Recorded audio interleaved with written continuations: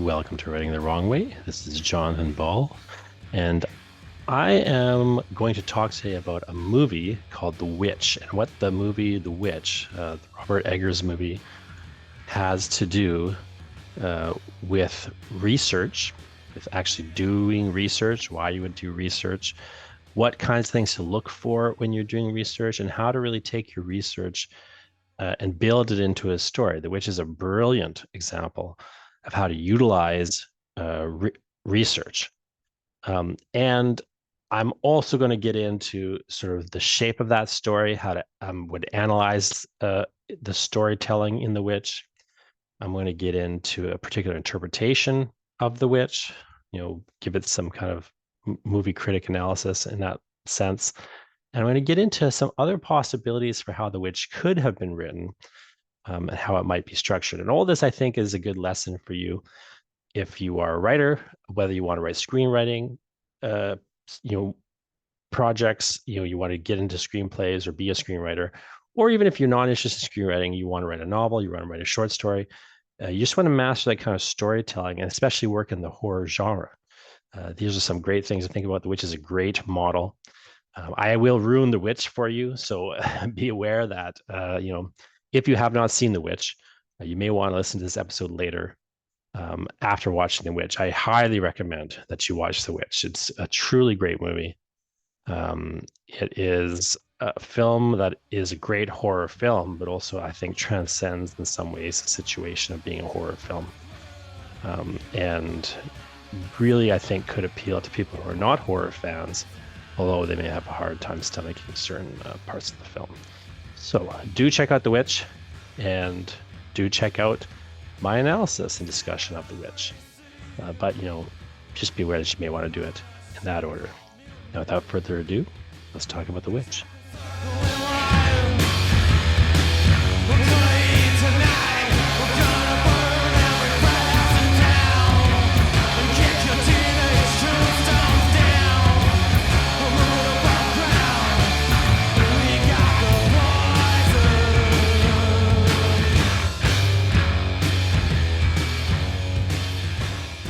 Witch is just one of those movies that I regard as one of the great horror movies ever made. Certainly the best horror movie that I've seen in the last decade or two. It's not a perfect film, but it's pretty close. There are a lot of things to look at with The Witch. I think a few core things that are worth thinking about from a writer's perspective. One is simply the significance and importance, the value of doing research. Writers often, newer writers especially, often have this idea, it's a very wrong-headed idea, that in order to be original, they need to somehow detach from influence. This is actually precisely the opposite approach. To be original, you need to synthesize influences. So what is going to get you at a very original story, quote unquote original story? What's going to get you towards doing something that somebody else hasn't done is having a very complex set of influences. So there's a few levels of this, but a lot of them involve research. So if you don't do research, and if you don't have a lot of influence to draw on, instead of being original, what you're going to do is you're going to actually think you're inventing things that other people have ground into the ground, like worn into the ground. You're going to be reproducing cliches you don't even know are cliches. You're going to, ironically, seem very influenced, too much so. You're going to seem like you're copying other people just because you don't know what there is out there. And you'll think you're coming up with great ideas that actually people in the genre that you're working in discarded years ago. It's just as a strange paradox of the writer's life and the process. Ideas sort of come to a writer usually in a form that is unworkable. And the development of the idea is often so much, usually that idea is like the tip of an iceberg. and everyone else sees that tip of the iceberg. This is why you can often find scenarios in the culture where a lot of people are having the same idea. But what's below the surface? What else, if you could dig down, if you go further and deeper into the idea, by pulling in influences, by doing research, by really looking at what other people have done with an idea like this, that's where you can really get some refinement and development. You can do something that the audience is going to understand as original, when really, what you're doing is standing on the shoulders of giants, in a manner of speaking. So Eggers, as the writer and director here in The Witch, has done some really brilliant things. One of the real simple but brilliant things that he's done is he's done extensive research into witches. So he's taken a very worn idea that, there were these witch trials, and there was, this actual belief in witches that has, these kind of Puritan and these kind of religious roots, not just Puritan, but had these religious roots. He's taken the area of New England, where we had a lot of witch trials and other activity, a lot of supernatural beliefs surrounding witches. He's really dug deep into these things. And what he's focused on is those things in the research that were neglected by other writers. So Eggers has a really interesting take on the witch, because on one hand, look at the witch here and compare it to other witches in horror and in the horror genre, other horror story witches that you've seen. It's very unlike other witches in horror, but ironically, that's because it's more like actual witches in history. It's more like people's actual beliefs in this period around witches than it is like what we get in other horror stories, which is this sort of game of telephone where we've had one author repeat part a belief and then another author repeat that author's belief. We've had this chain of influence that has come down and created the kind of cartoon version of witch that we have today. The one that you dress up as in Halloween, that's the witch that you typically see in a lot of horror stories, because almost every horror story concerning a witch is not really referencing the old beliefs and superstitions about witches. They're actually referencing other horror stories about witches. But what Eggers has done, because he's done the research, because he's dug through all the other stories on witches, and he's compared, other horror witches to, these original religious beliefs and superstitions about witches, what he's actually done is presented a witch that's closer to the mold of a quote unquote true witch. And ironically, because horror has strayed so far from that, and horror stories are built on other horror stories, he's kind of gone back to the roots in a way, and he's created, therefore, a more original monster in many respects than, other authors have managed to do. At the same time, he has a very modern take on these witches. He's really tying into a lot of feminist theory and feminist beliefs about, what gender roles, the power dynamics that play out in gender roles. So he's looked at, or because of gender roles. He's got this witch, which is a woman, right? It's a very gendered witch. He's kept it a monster, but he's also looking at the witch as a monster from the point of view of normality of society. In a horror genre story, monsters always have a few qualities, right? A horror monster always is abnormal. A horror monster always is transgressive. So it's abnormal. It's a thing that should not be, right? It's in this case, we've got the supernatural creature that's not normal. Most people aren't supernatural, etc. It's transgressive in the sense that it's doing things it should not do, right? Witches fly, they don't walk on the ground. Witches, eat babies rather than taking care of, or they don't quite eat babies, but they kill babies rather than taking care of babies, right? Which is the more traditional, normal, motherly, like role for women in the society, particularly at the time, right? There's all these ways in which witches have, made a pact with Satan, whereas, a normal person would make a pact with God, right? Especially in this religious milieu. And then, of course, the other thing is the witch represents, like all good horror monsters, abnormal, transgressive, and they represent a fate worse than death. So for, the religious cosmos here, the fate worse than death is to be damned, to make the pact with Satan, to be damned, therefore. That's a fate worse than death. Now, what Eggers is very cleverly noticing is that a woman in the time period also occupies this monstrous position. In terms of the power and social dynamics of the time, women are abnormal, right? Normality is dictated by the male dominant figure in the patriarchal society. Normality is man, women are abnormality. That's sort of how the society is structured at that period in many respects. Transgression, again, women are thought of as being these weaker figures like Eve, who takes the sin, or makes original sin, right? Women are seen as having this transgressive sin-like quality. Again, not having the sort of moral fiber that a man has. We've got this very patriarchal, gender-based, sexist set of ideas that surround women in the particular society, and see women as an abnormal figures that need to be controlled, because if you just let them run wild and not give them rules, they'll align themselves with the devil, right? As of course.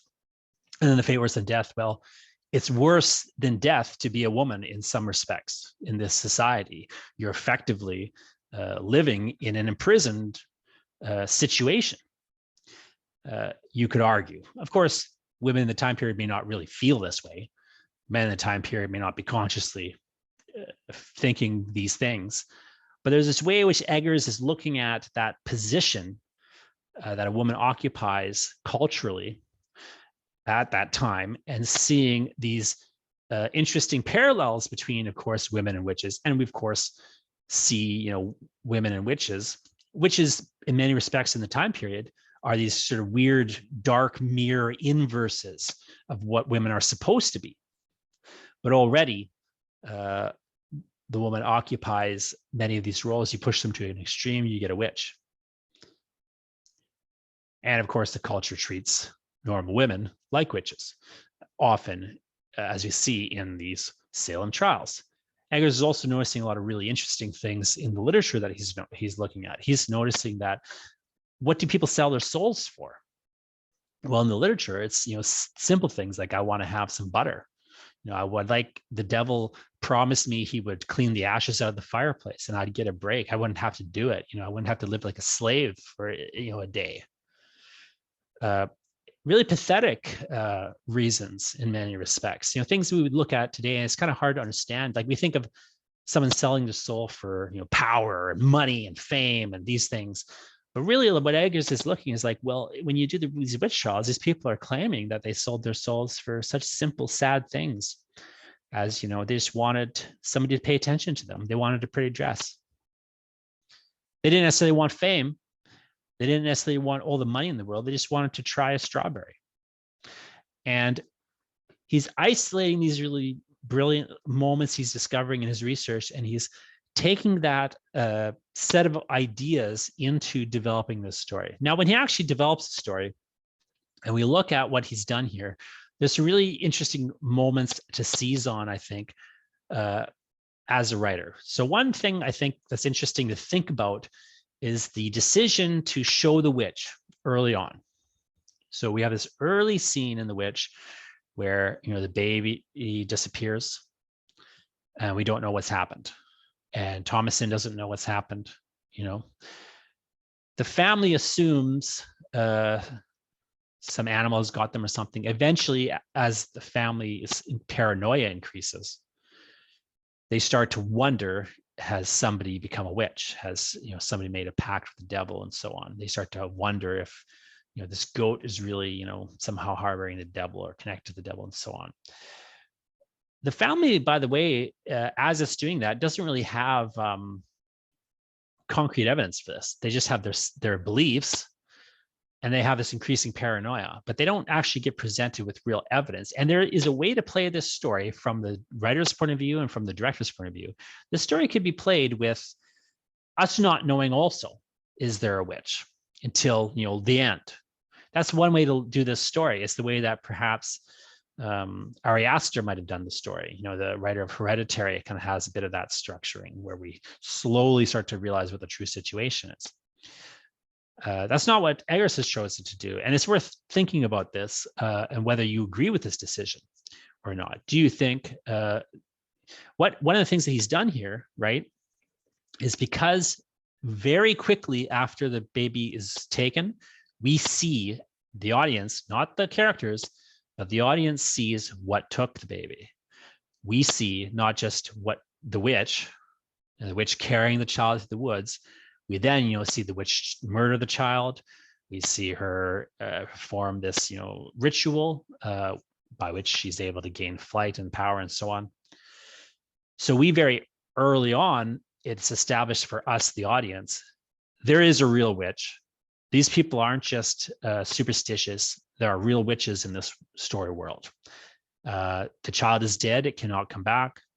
They will never find it, and so on and so forth. In narrative terms, this is what's called dramatic irony, where the audience knows a thing that the characters don't know. But it's worth keeping this in mind. We now know something that the characters don't know. The witch is real. But we could imagine a version of the story where we don't know that, and there isn't a dramatic irony scenario. And we too wonder, well, what happened to the child? Is there a witch, or is it just paranoia? Until it's determined by the end what is the true state of things, we could also be questioning this in the dark about it. And it's worth doing a bit of a thought experiment, and for you yourself to think about, what if you just took those early scenes out of the story? How would that change how we look at the story, to not have that dramatic irony and have the audience in this position where they don't have this additional information that the characters don't have? So it's always nice to do thought experiments like that from a writer's point of view. Like, this is where, again, influence really helps. If you can think about the story you're trying to write, if you can find other stories that are sort of in the wheelhouse of that domain, and you can start to think a bit about, okay, when I look at those other comparable stories, what if they were different? What if I were to make a story like that, but in my story, we don't know, is the witch real? It's maybe you decide you don't like that, and Eggers, his way is better. I'm not saying one is better than the other. I'm just, this moment in the film is not necessarily a flaw of the film. I'm not trying to suggest that. It's just, the point is that it makes for a very different film. It's a very different story when we have this situation of dramatic irony, and we know from very, very early that witches are real. That completely colors how we watch the rest of this film. And we know something that the other characters don't know. And we don't know, and we know how to view their paranoia and their attitudes and their suspicions in a way where we may not know everything. Again, we don't know, has the witch appeared to somebody else and made a pact with them prior to this point, but we do know there is a witch. And if we remove that scene, again, it's always worth, as a writer, just wondering, what if you took a scene out? What impact might it have on the rest of the story? It's a very good thought experiment to do. And I would ask you to kind of consider that with The Witch. Do you think it would be a better or worse film to have that, to remove the dramatic irony and remove that situation? The other thing that's, I think, very interesting about The Witch, if we just fast forward to the ending here, we have this very brutal ending in the sense that everybody dies other than Thomasin, and then Thomasin herself makes a pact with the devil, and effectively, and becomes a witch. And we see the scene where the end where she joins the coven. Now, on one hand, this is a very, much a downer ending in the sense that, here's this poor girl has suffered so much, and it ends with her losing, her soul being damned forever. And utterly being, and herself becoming a monster, herself becoming a witch. But what I think is really interesting is that if we actually look at the story from Thomasin's point of view, and Thomasin very much is our main character in many respects, she emerges sort of as the main character. It sort of seems like we're focused on the father, William, and then over time, Thomasin starts to emerge as the main figure here. But in many ways, for Thomasin, although she is, being damned, from the modern point of view, it's almost a happy ending. She's escaped her oppressive situation. She's found the freedom and power that is possible as a woman in this time to enjoy. It's really, she's escaped her imprisonment in the social, cultural structure, and she's found freedom by becoming the monster. The monstrous power is the power to transgress, the power to break rules and cross boundaries. So, she gets the things that she has wanted, and she gets a new family, a better family, you could argue, the family of witches.